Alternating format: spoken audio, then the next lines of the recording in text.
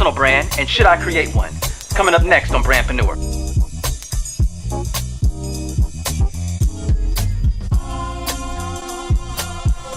Welcome to the premiere episode of Brandprenuer, where we teach you how to build your brand and run it like a business.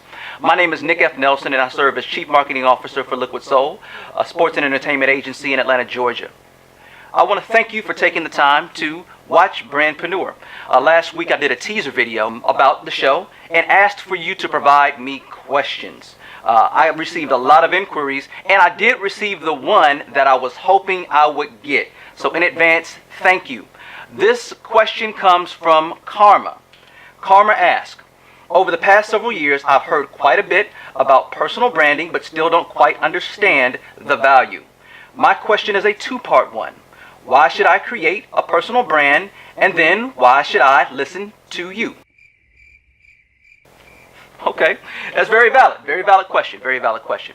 So, Karma, first of all, thank you. I think we've met. Matter of fact, I know we've met several times, although we haven't met. Okay, you'll get that later on.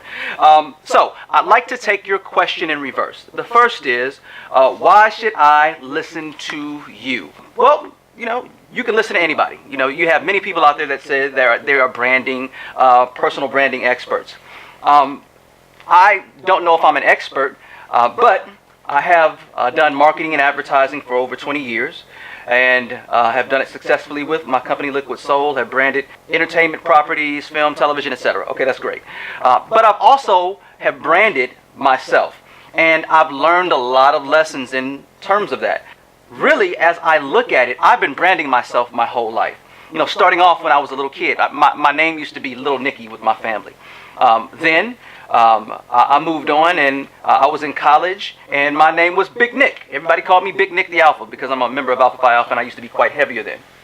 Then from there, as my professional career went on, I became a consultant, learned about project management, and got into project management. My name was Nicholas Nelson, or Nick Nelson, PMP. That stands for Project Management Professional. However, I did not like that branding experiment because on my business cards, it always looked like pimp.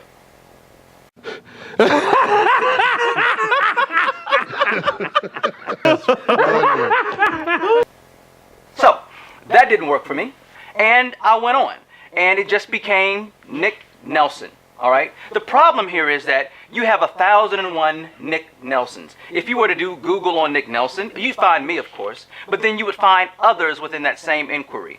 So I began an effort in 2014 to say, you know what? My name is Nick F. Nelson. Not Nick Nelson, not Nicholas Nelson, not Little Nicky, not Big Nick, not Nick F. Nelson, PMP. It is Nick F. Nelson. There are many Nick Nelsons, there are many Nicholas Nelsons, but there's only one Nick F. Nelson. That is my qualifications, and plus, I've been doing this a while, so hopefully that answers that question. The second one is, why should I create a personal brand? Well, before I answer that question, I think we have to go into what is branding. Branding really is a way in which people remember you.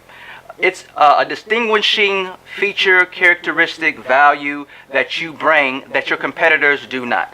For instance, when you think of Apple, there is a feeling that comes across, whether you like it or don't. Or the name, more recently, Trump. That evokes emotion and feeling, either a good way, a bad way, or indifferent. Brands do that. It's what people think about you when they say your name. So, Karma, I don't know what your last name is, but Karma, when people say your name, what do they think about? Do they think good thoughts? Do they think dependable? Do they think valuable? Or do they think something different? So that's what personal branding is. The founder of personal branding really is a man by the name of Tom Peters. He wrote an article in Fast Company magazine called The Brand Called Me. In it, he talks about personal branding and specifically says this: regardless of age, regardless of position, regardless of the business we happen to be in, all of us need to understand the importance of branding. We are the CEOs of our own companies, Me Inc. To be in business today, our most important job is to be head marketer of the brand called you. Now, let's get into personal branding and why you need to do it. Reason number one, you already have a brand. Your brand is built from you and what people know about you. Now, what do I mean by that? It's built from you. People determine whether they like you or if they don't like you within the first 3 seconds of meeting you. Just think about it when you were a kid and you're out there on the park playground, and you have one set of kids on this side, and then you have the 2 captains here, and then they're like, okay, yeah, you're on my team. No, you're on my team. You're on my team. All right? That right there is the makings of personal branding. That's personal branding, at the kid level. That's what happens even as we grow into adulthood. Next, research shows that the majority of the message you communicate is visual, and up to 93% is non-verbal. So, we spend all of this time trying to look good and, project a certain image, and that's great. But again, 93% of what people perceive about you is nonverbal. How are you standing? Do you feel confidence, or do you project confidence? Do you look like you know what you're talking about? The second half of you already having a brand is what people learn about you. Now, we're in the day and age of the internet. And if anybody wants to know anything about you, the first place that they go is Google. Now, I don't know how you leverage your social media, but understand that people are watching you, and you don't even know that they're watching you.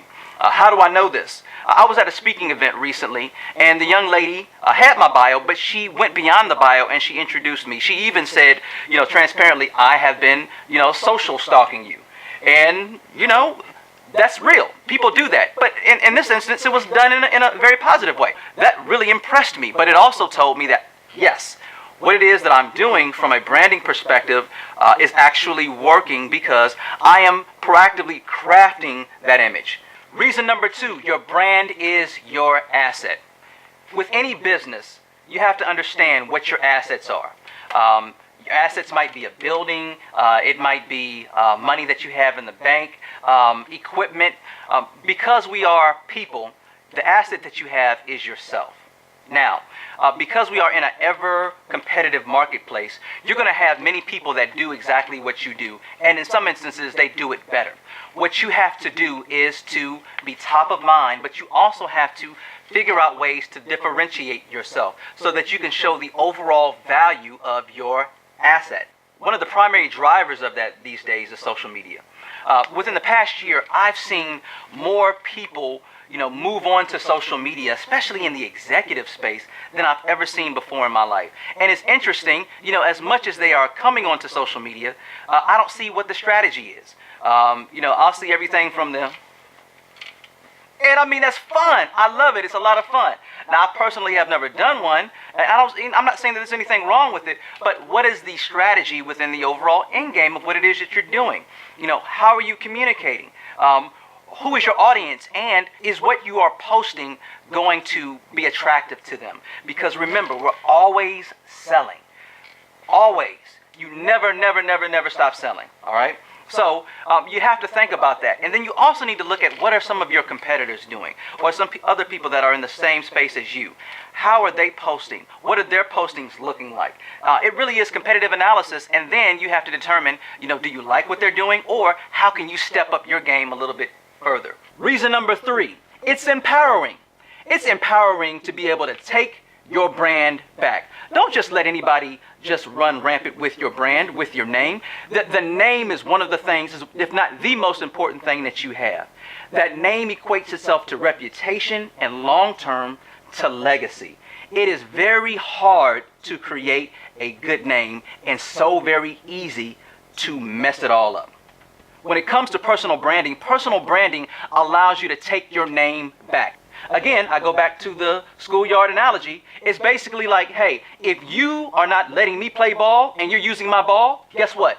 I'm taking my ball back. Told you not to bring that ball. Take your ball back. Reason number 4, personal branding creates focus. What do I mean by that?